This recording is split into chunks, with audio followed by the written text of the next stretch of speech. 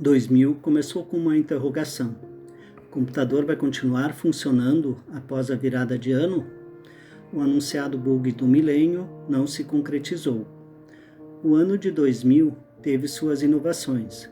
A Nokia lançou esse modelo de celular. No mundo dos games, aparecia o PlayStation 2. Na TV, Luciano Huck estreava o seu Caldeirão. Gladiador encantava nas telas do cinema. E o U2 lançava All That You Can't Leave Behind. Mas para que comprar um CD se havia o Napster, usado para baixar música em formato MP3, em computadores que ainda rodavam o Windows 98? No futebol, foi o ano Grená. A Ser Caxias conquistou o Gauchão em cima do Grêmio de Ronaldinho e revelou Tite como um técnico promissor, o que se confirmou nos anos seguintes. Eu, Luiz Herbes, acompanhei a conquista Grená como integrante da equipe de esportes do Pioneiro, como editor e repórter. Esse vídeo vai relembrar junho de 2000, o mês da conquista.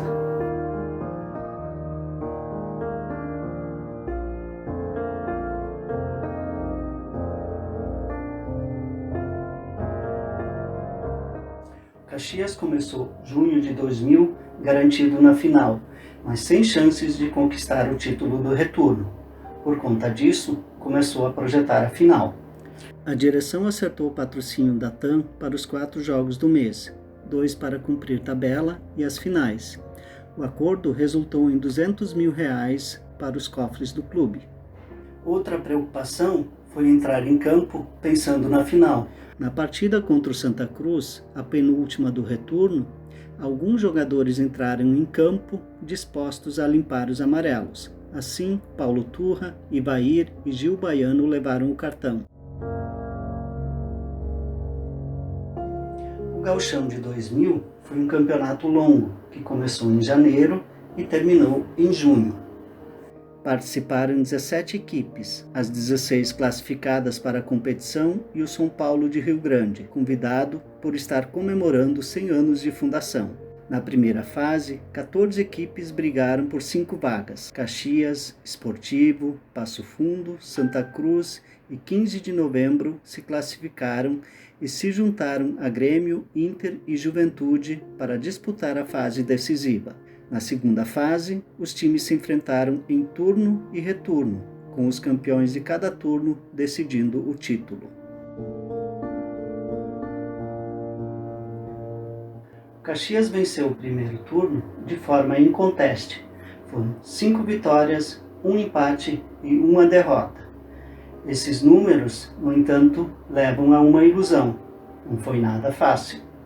As duplas Grenal e Caju chegaram à última rodada com chances. A vantagem era a Grená, que somava 13 pontos contra 12 dos rivais. No sábado, Juventude e Inter empataram em 2-2 e deram adeus ao turno. No domingo, no Olímpico, o Caxias venceu o Grêmio por 2-1, gols de Ivair e Jajá. O time calou o Grêmio e comemorou muito no Olímpico. Em Caxias do Sul, os torcedores foram para as ruas para celebrar a conquista. O título do turno e a conquista do Gauchão deixaram os 2 Cajus em segundo plano, mas é bem provável que muitos torcedores ainda se lembrem daquelas 2 vitórias. No primeiro, no Alfredo Jaconi, o Caxias venceu por 1-0, o gol foi de Maurício. No segundo turno, no Centenário, o Caxias goleou por 3-0. Foi um passeio, com 2 gols de Luciano Araújo e 1 de Tite.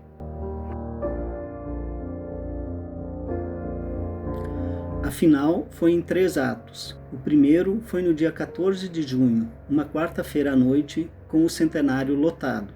O Grêmio chegou como favorito. O tricolor contava com Ronaldinho Gaúcho, craque em ascensão. Mas com a bola rolando, o Caxias se impôs. O time Grená massacrou o rival, só que sem marcar. Eu lembro que, um pouco após os 30 minutos, o repórter da 0 Hora disse: daqui a pouco o Ronaldinho Gaúcho vai lá e faz o dele. Um pouco depois, aos 44 minutos, Gil Baiano fez o primeiro gol Grená naquela decisão. O segundo tempo foi mágico. Logo no começo, Ivair marcou um golaço de falta. Mesmo com o 2-0, o Caxias seguiu no ataque e aos 23 minutos, Márcio fez o terceiro. Adão, o centroavante, ainda perdeu a chance de fazer o quarto. Naquela noite, Ronaldinho não viu a cor da bola.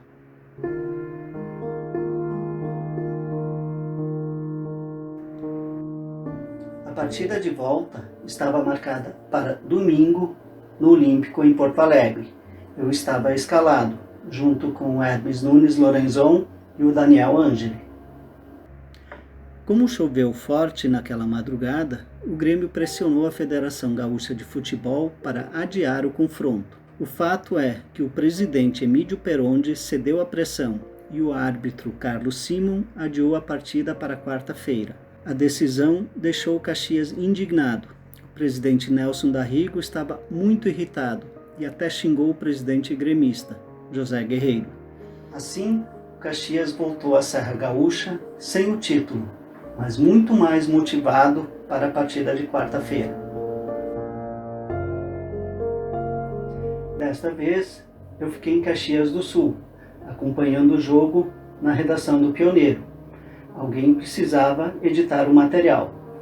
Uma parte já estava pronta para o caso do Caxias ganhar o título, mas várias páginas tinham que ser preenchidas em poucos minutos após o apito final.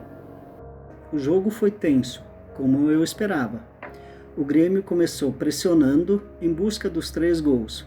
O Caxias ficou lá atrás e no primeiro tempo praticamente só marcou, mas marcou muito e muito bem. Na etapa final, lembro que o jogo ficou mais aberto e o Caxias passou a tocar a bola. O personagem do jogo foi o goleiro Gilmar. Ele fez inúmeras defesas.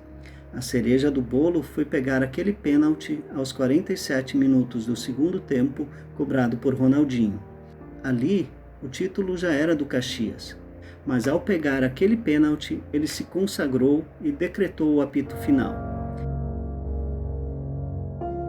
A defesa de Gilmar, pegando o pênalti de Ronaldinho, deu início à comemoração no gramado, na arquibancada do Olímpico e nas ruas de Caxias do Sul.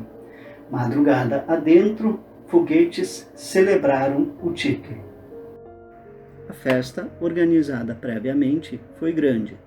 A delegação voltou a Caxias do Sul em um voo da TAM e foi ao Centenário, onde os campeões foram recepcionados por torcedores. Passavam das 2 da manhã. O título ajudou a colorir aquele inverno de Grená. Por meses, bandeiras do Caxias ficaram ao vento, celebrando a conquista.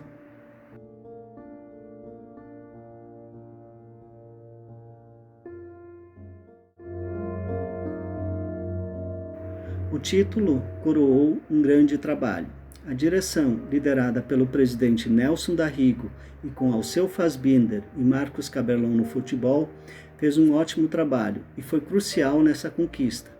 Os jogadores foram vitais, mas o grande personagem da conquista foi o Adenor Bach, o Tite. Ele conseguiu transformar uma equipe boa, em termos técnicos, em um conjunto imbatível no gauchão. Após a conquista, eu tive a honra de entrevistar o técnico Tite no apartamento dele. Na conversa, ele ainda tentava compreender a dimensão daquele título. Entre as frases do técnico, destaco 2.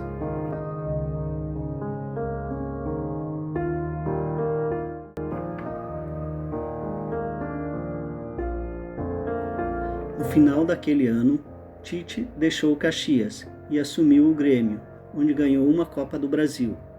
Treinou ainda o Inter, onde venceu a Copa Sul-Americana, e o Corinthians, clube pelo qual conquistou a Copa Libertadores e o Mundial. De forma natural, Tite chegou à seleção brasileira. Não conseguiu vencer a Copa do Mundo da Rússia, mas em 2018 conquistou a Copa América. O título pelo Caxias em 2000 talvez não seja o mais importante da história do técnico, mas seguramente foi o mais difícil.